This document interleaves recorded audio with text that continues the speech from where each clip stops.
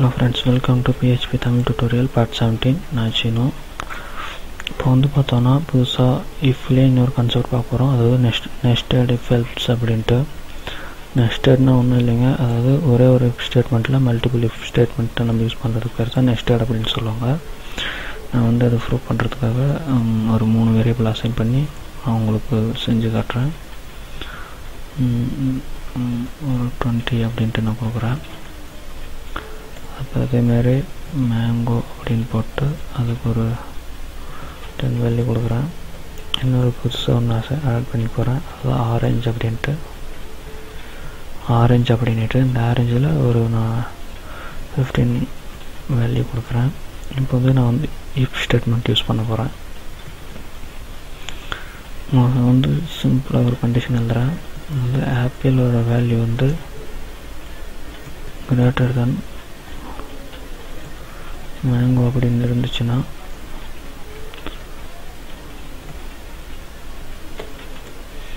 நம்ம இதுக்குள்ளார தான் நம்மளோட கண்டிஷன் எழுதுவோம். ஸோ இந்த மாதிரி இருந்துச்சுன்னா அடுத்தது வந்து கீழே வந்து இன்னொரு அதேமாரி ஒரு ஃபங்க்ஷன் எழுதுகிறேன். பார்த்தோன்னா 2 கண்டிஷன், அதாவது நெஸ்டட் இஃப் எல்ஸ்ன்றதுனால நான் எப்படி யூஸ் பண்ணலாம் அப்படின்றத காட்டுறேன்.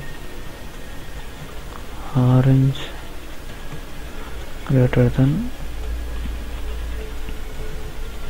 மேங்கோ அப்படின்ட்டு எழுதியிருக்கேன்.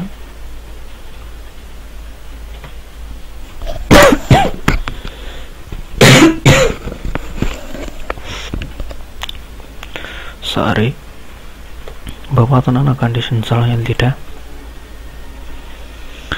இப்போ பார்த்தோன்னா ஆப்பிள் மேங்கோ, இந்த ஆப்பிளோட வேல்யூ வந்து மேங்கோவோட அதிகமாக இருந்துச்சுன்னா கீழே இறங்கும். அதேமாதிரி ஆரஞ்சோட வேல்யூ மேங்கோட அதிகமாக இருந்துச்சுன்னா அது கீழே இறங்கும்.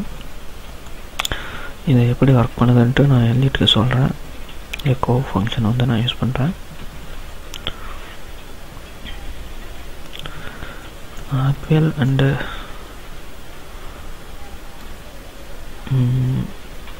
Orange are greater than mango அப்படின்னு எழுதுகிறேன்.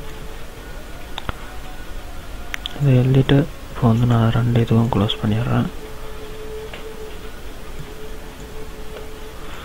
பார்த்தீங்கன்னா அந்த Notepad++ல் நம்ம ஒரு வேரியபிள்ஸ் வந்து அசைன் பண்ண, அதாவது ஒரு கண்டிஷன் நம்ம எழுதும்போது அதுவே அதுக்கான ஓப்பன் க்ளோஸ் ப்ராக்கெட்ஸ் எங்கெங்கே இருக்குது அப்படின்றதெல்லாம் காட்டுது, தெரியுதுங்களா?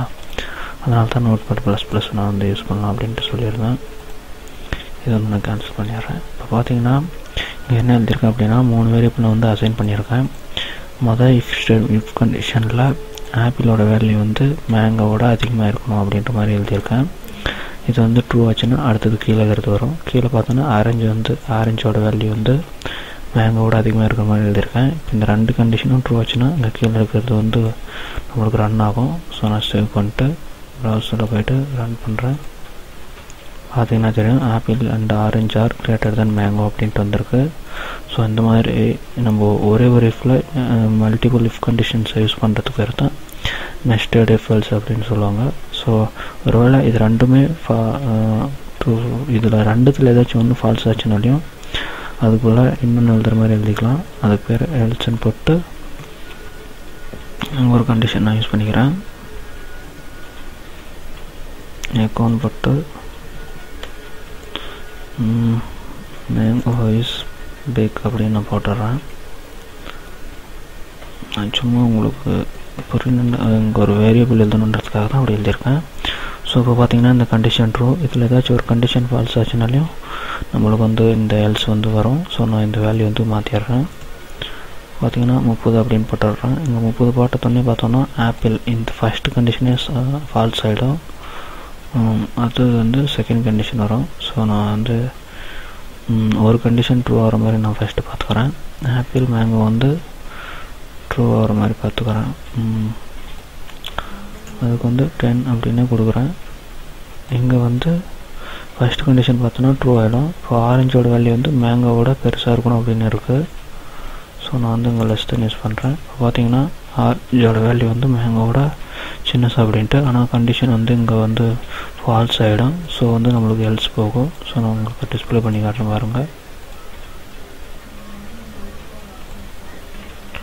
சரி,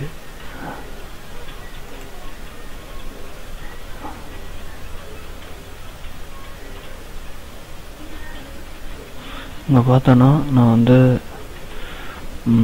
இந்த எல்ஸ் வந்து யூஸ் பண்ணுறது பார்த்தோன்னா 2 இஃப் யூஸ் பண்ணியிருக்கேன். ஆனால் ஒரே ஒரு எல்ஸ் மட்டும் தான் யூஸ் பண்ணியிருக்கேன்.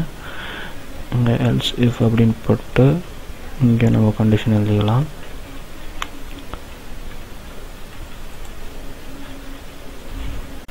ஹலோ ஃப்ரெண்ட்ஸ், பார்த்தோன்னா இப்போ நான் வந்து இங்கே என்ன தப்பு பண்ணியிருக்கேன் அப்படின்னு பார்த்தோன்னா, நான் வந்து கண்டிஷன் வந்து 2 இஃப் யூஸ் பண்ணியிருக்கேன்.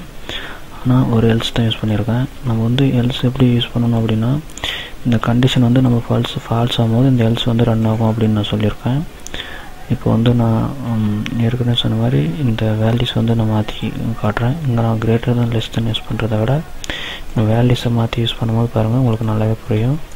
இப்போ வந்து பார்த்தோன்னா 3 கொடுத்துட்டு 3 கொடுத்தேன் அப்படின்னா இப்போ 30 இருக்குது. மொதல் கண்டிஷன் பார்த்தோன்னா ஆப்பிள், அதாவது 20 வந்து 30யோட பெருசாக இருக்குது அப்படின்னு எழுதியிருக்கேன். ஸோ இந்த கண்டிஷன் ஃபால்ஸ் ஆகும். ஃபால்ஸ் ஆனதோடனே பார்த்தோன்னா இந்த எல்ஸ் கண்டிஷனுக்கு வந்து நம்மளுக்கு வந்து இந்த மேங்கோ இஸ் பிக் அப்படின்ட்டு வரும். அதனால் இந்த ஃபங்க்ஷன் ஃபால்ஸ் ஆகும்போது அது பார்த்தோன்னா அதுக்கு நம்ம வந்து இன்னொரு எல்ஸும் யூஸ் பண்ணிக்கலாம். ஸோ இப்போ அந்த ஃபங்க்ஷன் ஃபால்ஸ் ஆச்சுன்னா நம்மளுக்கு வந்து கீழே இருக்க இந்த இஃப் கண்டிஷன் வந்து ஃபால்ஸ் ஆச்சுன்னா கீழே இருக்க எல்ஸ் ஃபங்க்ஷன் வந்து ரன் ஆகும். ஸோ சேவ் பண்ணிட்டு இப்போ நான் ரன் பண்ணி காட்டுறேன் பாருங்கள். பார்த்தீங்கன்னா தெரியும், பார்த்தீங்களா மேங்கோ இஸ் பிக் அப்படின்னு வந்திருக்கு. ஸோ இந்த மாதிரி தான் நம்ம வந்து நெஸ்டட் இஃப் எல்ஸ் வந்து நம்ம யூஸ் பண்ணுறோம். நீங்களும் இதை ட்ரை பண்ணி பாருங்கள். இந்த மாதிரி யூஸ் பண்ணுறதுனால நம்மளோட அதாவது ரொம்ப அக்யூரேட்டாக ஒரு வேல்யூஸ் வந்து நம்ம கம்பேரிஷன் பண்ணும்போது இந்த மாதிரி நம்ம நெஸ்டட் இஃப் எல்ஸ் வந்து யூஸ் பண்ணுவோம். ஸோ இதை நீங்கள் ட்ரை பண்ணி பாருங்கள். சப்ஸ்கிரைப் பண்ண மறந்துடாதீங்க. தேங்க்யூ ஃபார் வாட்சிங்.